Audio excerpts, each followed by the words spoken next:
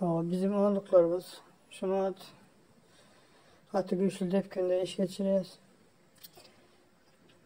Ve inşallah bu işlerimiz uğurlu olur. Ağımız da uğurlu olur. Terörist toparın nelik ceza alacağı hazırdan bellidir. Yurttaşlar oğluklarımızı işletmeli, gücü girizmeli vakti geldi.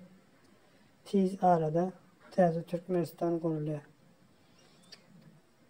Bana hemen koşmanıza çağırayım.